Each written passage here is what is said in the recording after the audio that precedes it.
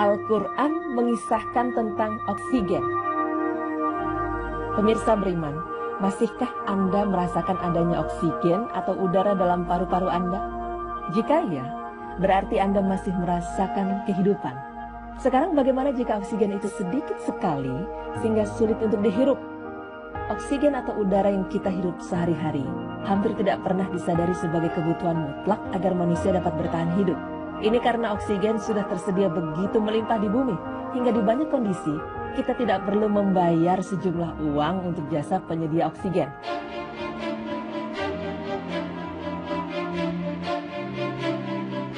Allah Subhanahu wa Ta'ala telah mengatur penyediaan oksigen bagi manusia sedemikian sempurnanya. Bahkan sejak 14 abad silam, Allah Subhanahu wa Ta'ala telah mengisahkan tentang oksigen dalam Al-Quran. Allah Subhanahu wa Ta'ala berfirman yang artinya, barang siapa yang Allah menghendaki akan memberikan kepadanya petunjuk, niscaya dia melapangkan dadanya untuk memeluk agama Islam. Dan barang siapa yang dikehendaki Allah kesesatannya, niscaya Allah menjadikan dadanya sesak lagi sempit, seolah-olah ia sedang mendaki langit. Quran Surah Al-An'am ayat 125. Ayat tersebut memberikan kiasan bagi orang-orang yang sesat dari jalan Allah, seakan dada mereka sesak lagi sempit. Lalu mengapa Allah mengibaratkan mereka dengan orang yang mendaki ke langit? Dengan ilmu pengetahuan akhirnya kita tahu bahwa kondisi di langit atau luar bumi tidak terdapat banyak oksigen. Jangankan di langit, di dataran tinggi seperti gunung, kadar oksigen juga semakin sedikit.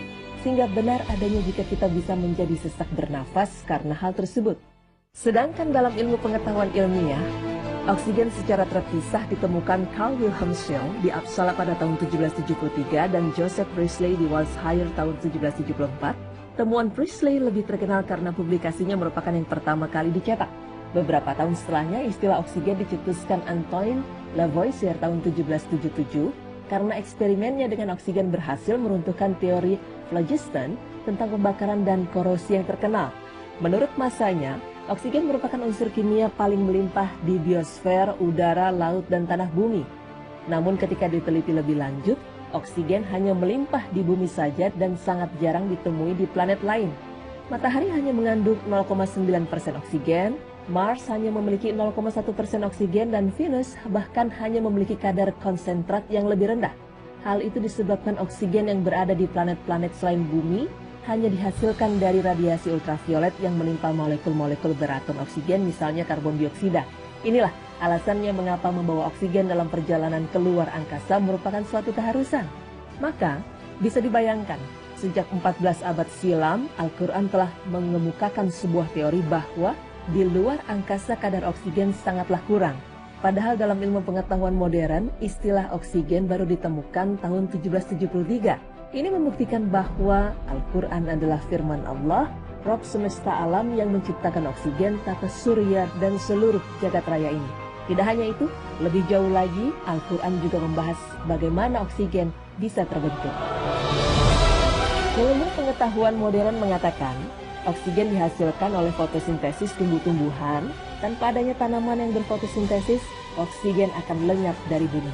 Itu pula lah alasannya mengapa hutan-hutan di bumi disebut paru-paru dunia. Dalam Al-Quran, Allah Subhanahu wa Ta'ala berfirman yang artinya, tidakkah kamu perhatikan api yang kamu nyalakan? Kamukah yang menjadikan pohon itu atau kami yang menjadikannya? Quran Surah Al-Waqiah ayat 71 hingga 72.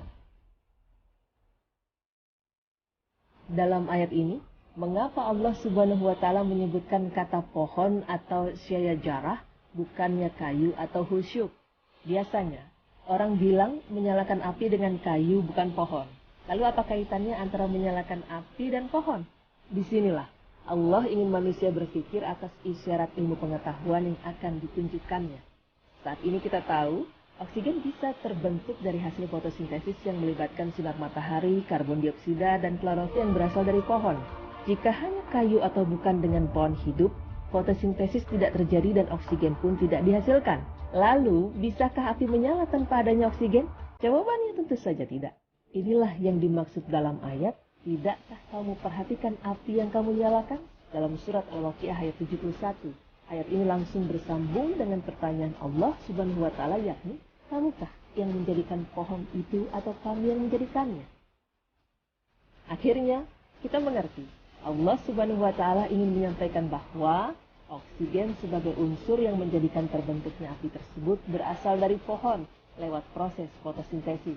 Dan siapakah yang menumbuhkan pohon tersebut? Tentu hanya Allah Subhanahu wa Ta'ala yang bisa. Pemirsa beriman, fenomena tadi hanyalah contoh kecil dari kebesaran dan kekuasaan yang Allah Subhanahu wa Ta'ala miliki. Maha besar Allah yang menciptakan alam semesta beserta isinya dengan sempurna. Selagi kita masih dapat menghirup oksigen dengan bebas dan gratis, syukuri nikmat itu. Gunakan hidup ini untuk terus menggali ilmu agar bermanfaat untuk umat. Semoga pemaparan ini menambah wawasan dan keimanan kita. Amin.